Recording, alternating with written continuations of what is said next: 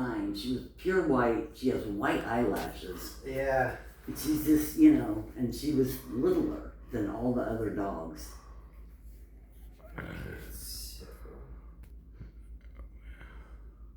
You see the pin? Yeah. And then we also need this. This is the dog right here, the man of the hour. Okay.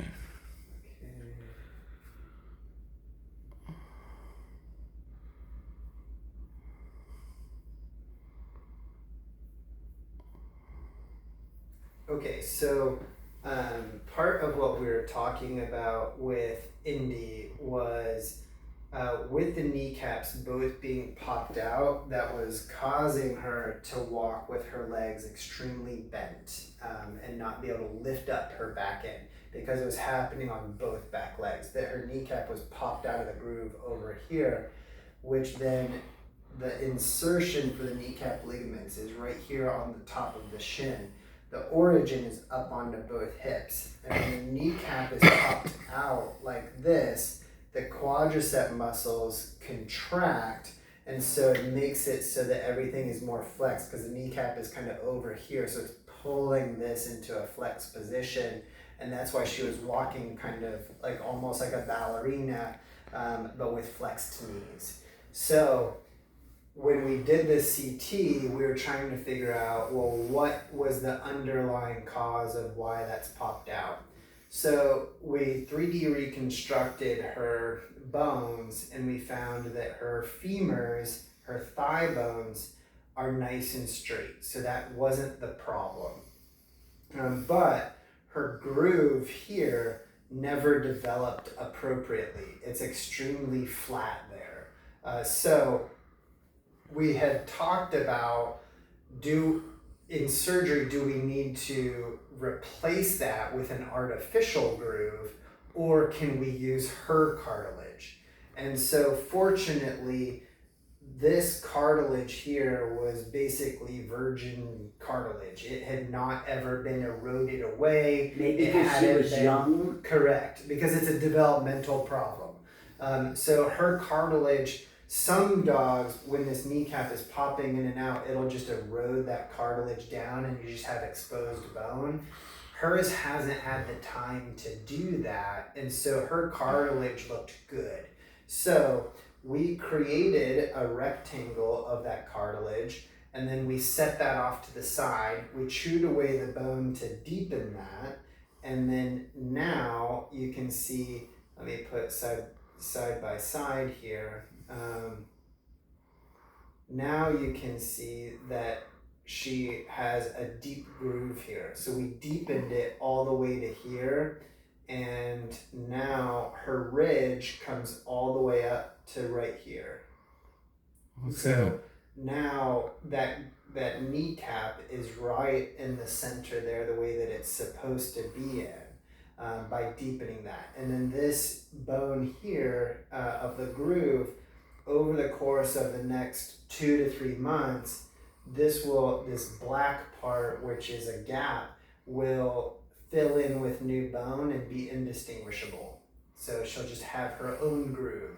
So we were able to utilize her tissue for that and create a groove that didn't exist, but we did not have to do a replacement, so no artificial groove. Great. Okay, so that's good.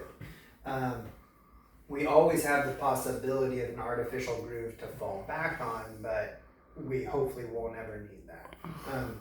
So then the other aspect is we were talking about when you look at this view, the kneecap's way over here. Well, as you come down, that's where the kneecap ligament inserts here. So part of her problem was that she had torsion here. So see how the top of the shin here is like a triangle. Yeah. Well, the problem was, instead of being pointed in the same direction as the foot, hers was pointed like this. So it's pulling that kneecap out of the groove, and why she was walking more pigeon-toed.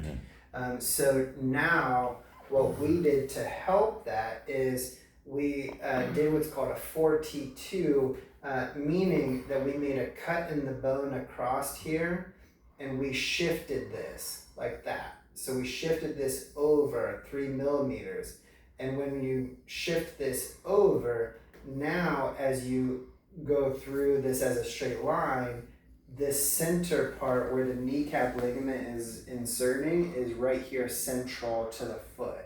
So it keeps, now as she walks, she's going to be able to walk more straight with her foot and her knee and her hip all in the same plane. Okay? So when we do this, we're doing a partial cut through the bone here, and then we're using bone. Everybody thinks about bone as being extremely hard, but bone's an awesome organ that actually has some elasticity to it. So we have a hole here where we had a pin and a jig, and then as we were tightening, we were cranking a screw a quarter of a turn every 15 seconds. And that allowed us to then push this slowly over, but it accounts for the bone elasticity. Even though you think about bone is really hard, we stretched her bone over, okay? And when we stretched it over, we had a gap here, and we put the pin in like this. So this pin is actually not going through the main part of the front of the bone. It's keeping it like a door stopper. So when we shifted this over to line it back up, there was a gap here, and we wedged it in that gap there. So that way it can't go back and over here, okay? So now with her being so young, only about 11 months of age, she is a healing machine now. So this should fuse over the course of about 1 to 2 months in her age. And so when this bone fuses like this, we'll leave this pin in here as long as it's not causing a problem. But if it ever causes a problem and we need to take that pin out, the good news is it's not going through this front part of the bone. Again, it's right beside it, just acting as a door stopper. So it doesn't weaken that bone at all. Okay. Good. So then over the course of 8 to 12 weeks, that'll fuse and then be good to go. But we'll leave that pin in there for life as long as it's not causing a problem. And this is what that looks like on the front to back view. Now you can see that the kneecap is dead center in the groove, the way that it's supposed to be on both sides.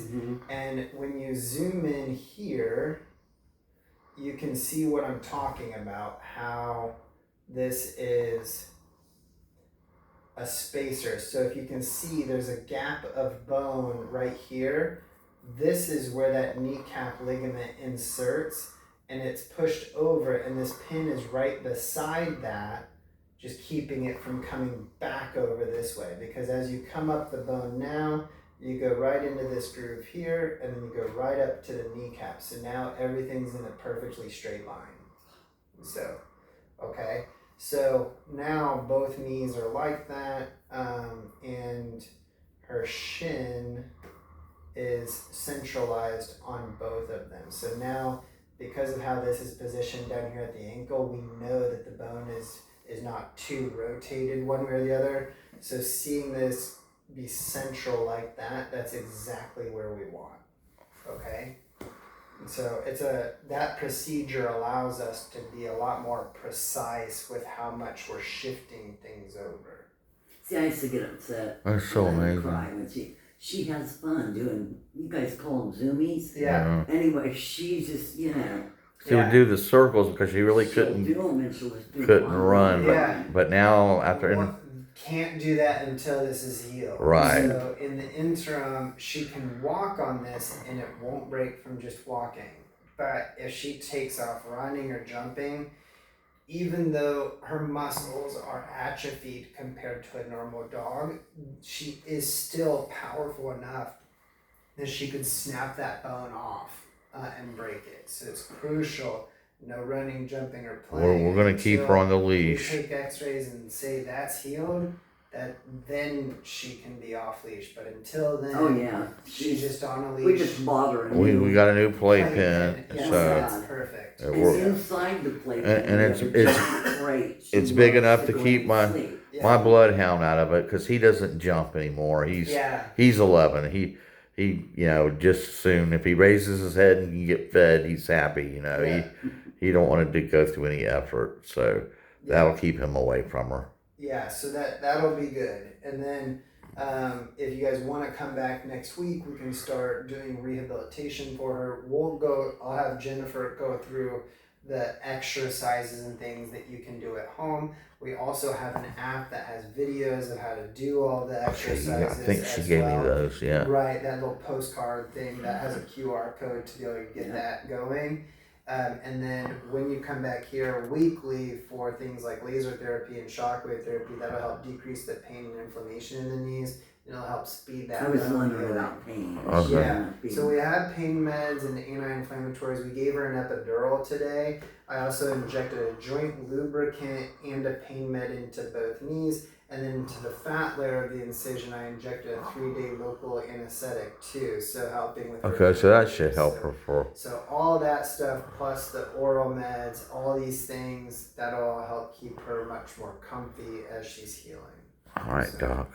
Sounds Okay. good. I'm going to turn this off.